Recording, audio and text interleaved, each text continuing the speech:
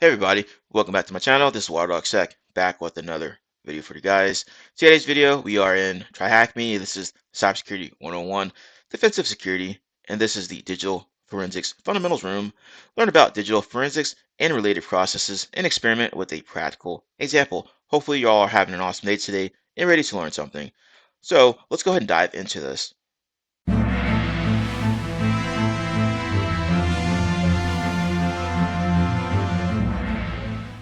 Task 1, Introduction to Digital Forensics. Forensics is the application of methods and procedures to investigate and solve crimes. The branch of forensics that investigates cybercrimes is known as digital forensics. Cybercrime is any criminal activity conducted on or using a digital device. Several tools and techniques are used to investigate digital devices thoroughly after any crime to find and analyze evidence of or for necessary legal action. Digital devices have solved many of our problems.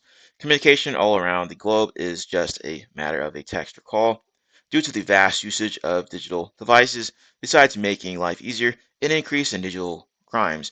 Cybercrimes has also been observed. A variety of crimes are committed using digital devices. Consider an example where law enforcement agencies raid a bank robber's place with proper search warrants. Some digital devices, including a laptop, mobile device, hard drive, and a USB were found in the robber's home. The law enforcement agency handed over the case to the digital forensics team. The team collected evidence securely and conducted a thorough investigation inside their digital forensics lab equipped with forensics tools. The following evidence was found on the digital devices. A digital map of the bank was found on the subject's laptop, which they kept for the planning the robbery. A document with the bank's entrance and escape routes was found on the suspect's hard drive. A document on the hard drive that listed all the bank's physical security controls. The suspect devised plans to bypass these security measures. Some media files, including photos and videos of the suspect's previous robberies, were found or were inside the suspect's laptop. After conducting a thorough investigation of the suspect's mobile phone, some illegal chat groups and call records related to the bank robbery were also found. All this evidence helped law enforcement in the legal proceedings of the case. This scenario discusses a case from the start to the end. Some procedures are followed by the digital forensics team while collecting the evidence, storing it, analyzing it, and reporting it. This room will focus on covering the understanding of these procedures. The following are the learning objectives of this room. All right, so learning objectives, phases of digital forensics, types of digital forensics, procedure of evidence acquisition, Windows forensics, solving a forensics case. Which team was handed the case by law enforcement? Remember, that's going to be the digital forensics team, and then collected all that evidence, information off of those digital devices, right, as we just talked about. Task number 2, digital forensics methodology. The digital forensics team has various cases requiring different tools and techniques. However, the National Institute of Standards and Technology, NIST, defines a general process for every case. The NIST works on defining frameworks for different areas of technology, including cybersecurity, where they introduce the process of digital forensics in 4 phases: collection, examination, analysis, and reporting. Number 1, collection. The first phase of digital forensics is a data collection. Identifying all the devices from which the data can be collected is essential. Usually, an investigator can find personal computers, laptops, digital cameras, USBs, etc. on the crime scene. It also necessary to ensure the original data is not tampered with while collecting the evidence and to maintain a proper document containing the collected items details. We will also be discussing the evidence acquisition procedures in the upcoming tasks. Talking about the um, let's see here. They're probably going to get into it shortly. Let's continue. Task number 2 here: examination. The collected data may overwhelm investigators due to its size. This data usually needs to be filtered, and the data of interest needs to be extracted. That's right. I was referring to a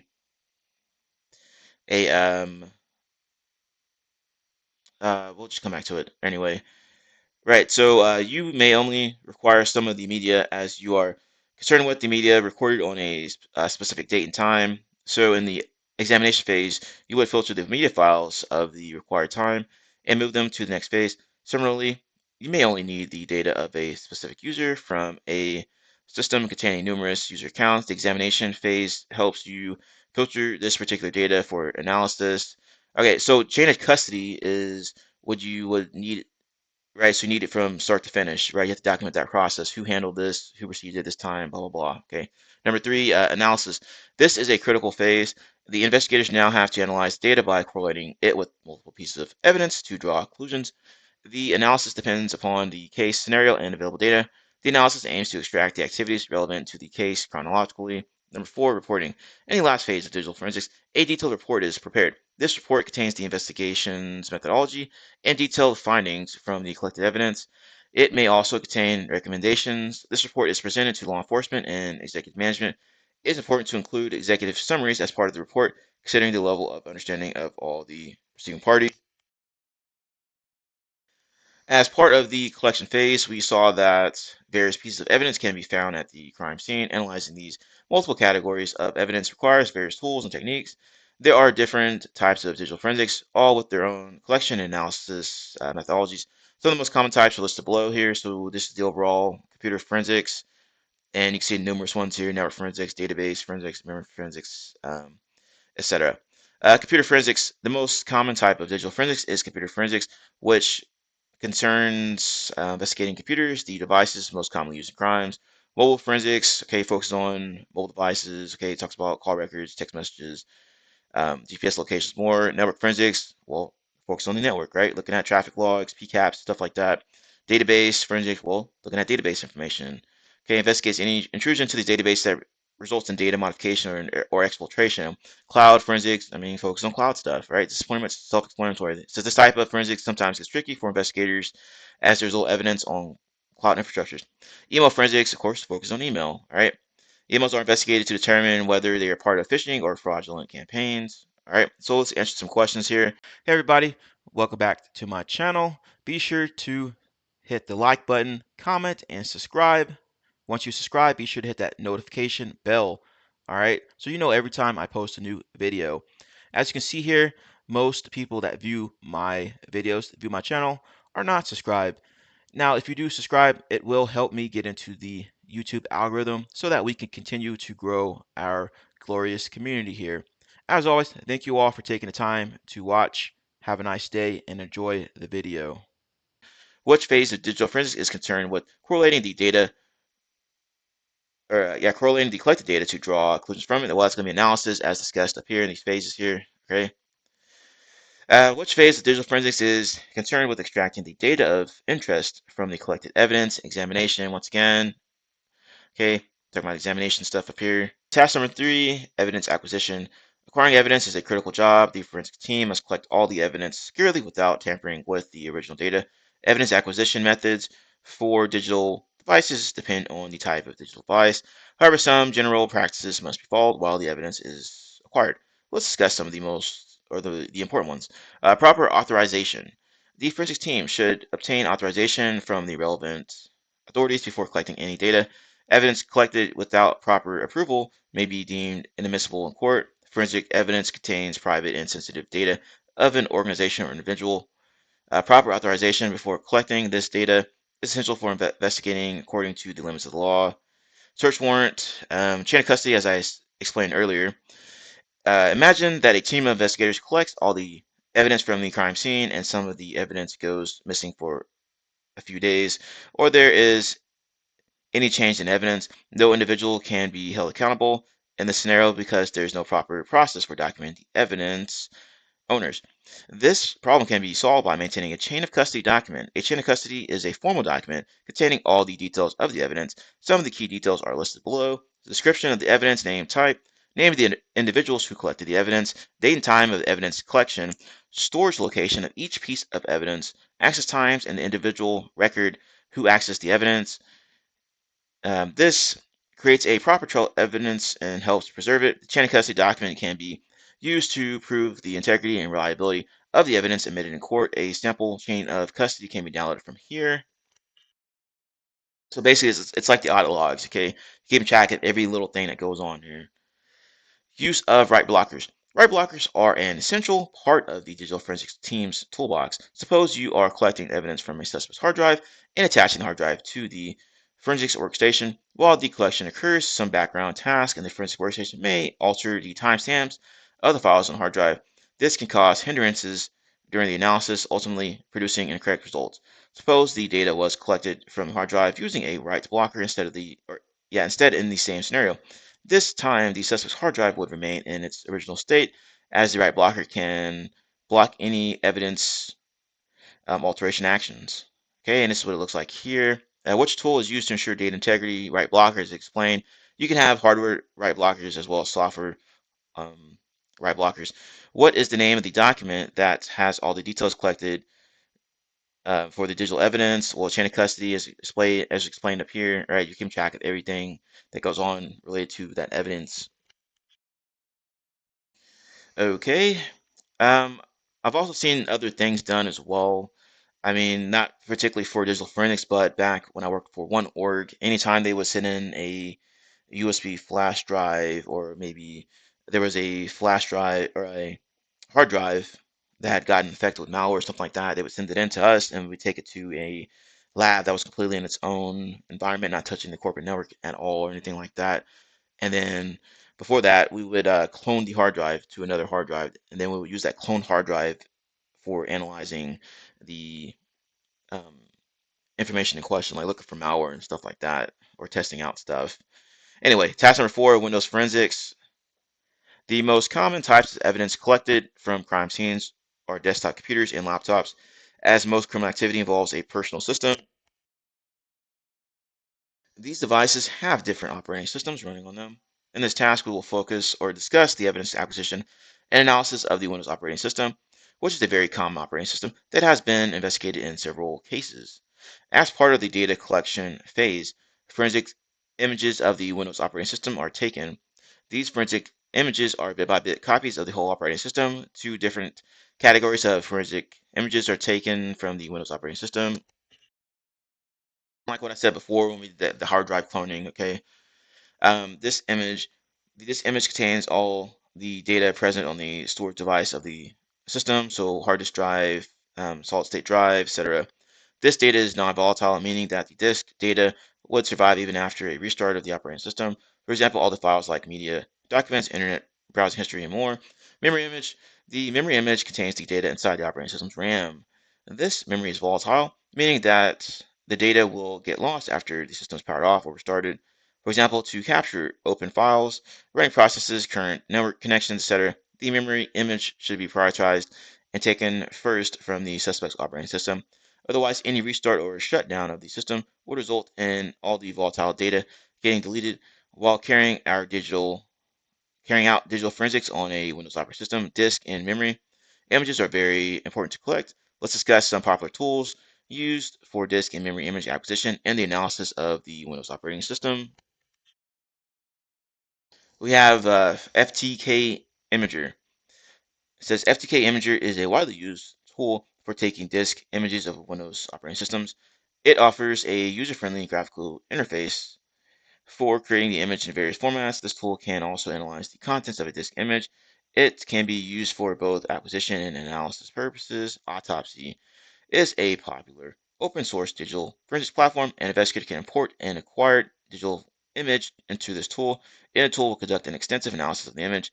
It offers various features during image analysis, including keyboard or a keyword search, deleted file recovery, file metadata extension, mismatch detection, and many more. It says dump it offers the utility of taking a memory image from a Windows operating system. This tool creates memory images using a command line interface and a few commands.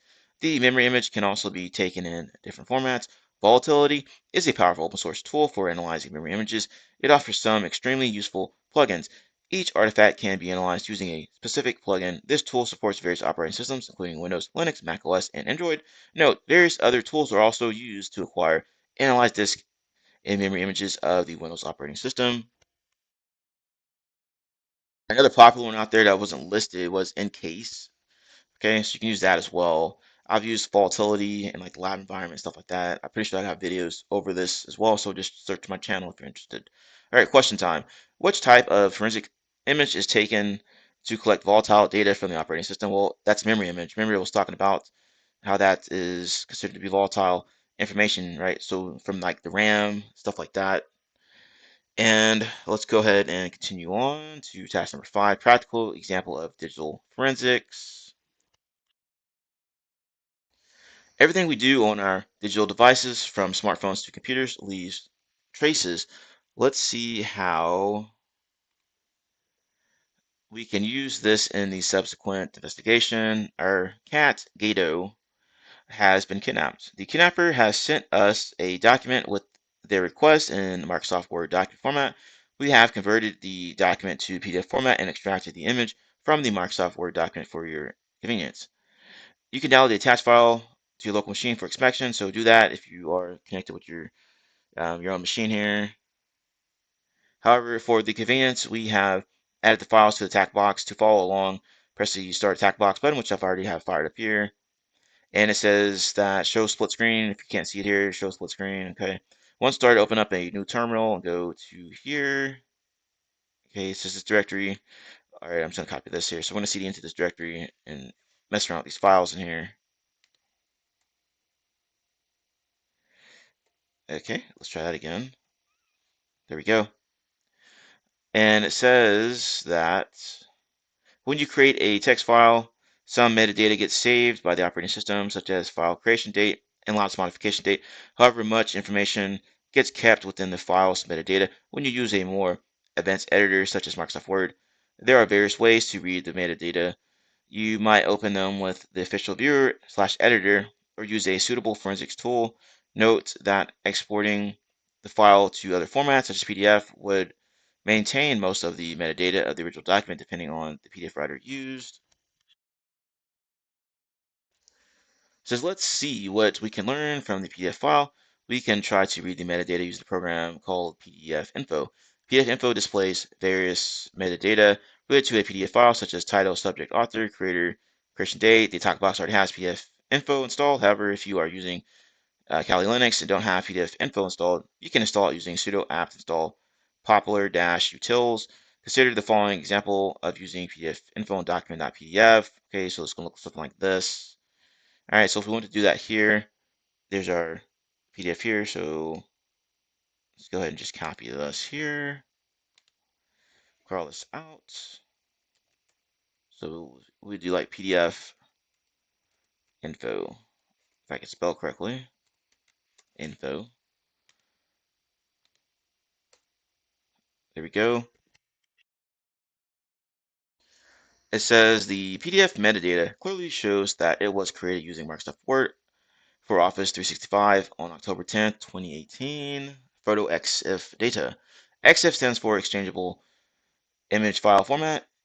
It is a standard for saving metadata to image files. Whenever you take a photo with your smartphone or with your digital camera, plenty of information gets embedded in the image. The following are examples of the metadata that can be found in the original digital images. Camera model, smartphone model, date and time of the image capture, photo settings such as focal length, aperture, shutter speed, and ISO settings. Because smartphones are equipped with a GPS sensor, finding GPS coordinates embedded in the image is highly probable. The GPS coordinates, i.e. latitude and longitude, would generally show the place where the photo was taken. There are many online and offline tools to read the EXIF data from images. One command line tool is EXIF tool. EXIF tool is used to read and write metadata and various file types such as JPEG images. The attack box already has EXIF installed, so if you don't have that installed in your machine, you can do it by following these instructions here. So in the following terminal, we execute EXIF on image.jpg to read all the EXIF data embedded in the image. So if we want to do that here, all right, let's go ahead and clear all this out. All right, and there's our JPEG file right there. So copy that. Okay, if I can highlight it correctly. Okay, and EXIF tool.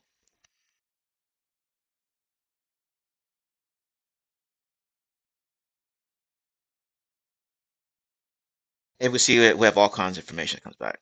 All right, so if you take the above coordinates and search one of them, In the online maps, you will learn about this location, searching Microsoft Bing Maps, Google Maps for that. Here, reveals the street where the photo was taken. Note that for the search to work, we had to replace the deg with it's just a degree and remove the extra white space. In other words, we typed this here, okay, in the map search bar. All right, so we have some questions here. It says, using PDF info, find out the author of the attached PDF file, ransom letter PDF, using XIF tool or a similar tool, try to find out where the kidnappers took the image they attached to their document, what's the name of the street, and what's the model of the camera used to take this photo. So go ahead and try this out yourself to come back to the video, and we will continue on. This first one here, we're going to run PDF info on ransom letter.pdf, and it says that the author is going to be Angry Shepherd. So there's that one. Close this out. This next one, we're going to run this XIF tool on it says, what's the name of the street? So let's do this. And we need to find the GPS coordinates. We can see here GPS latitude, longitude. All right, remember it said we have to replace this DEG stuff, so make sure to replace those properly. So once you get those coordinates, you're going to plug it into either Bing Maps or Google Maps, right? If you're using Bing, add to zoom in. So this is what I got here when I replaced the DEG with the actual degree symbol or whatever. All right, so I had to zoom in, and it says Milk Street. So that's going to be the answer. Then also, if you're looking in Google Maps, same thing here. Plugged it in, Milk Street. So navigate back over here, and it says, what is the model name of the camera used to take this photo? Now, an easier way to do this would be to run the same command, except you're going to pipe it into more. Okay, it slows down the process. But if we go back and look at the results here, we can see the make here. You can see the model. All right, so the model name is Canon EOS R6, and that's going to be the answer for that one. All right, that wraps up this video. Hopefully you found this of value. If you did, hit that like button. If you're new here, subscribe to the channel with the notification bell so you know every time I post to the channel, upload a new video, stuff like that. Be sure to comment in the comment section below on any thoughts, opinions, and information shared in the video. As always, thank you all for taking the time to watch my video. Have a nice day, and I will see you later.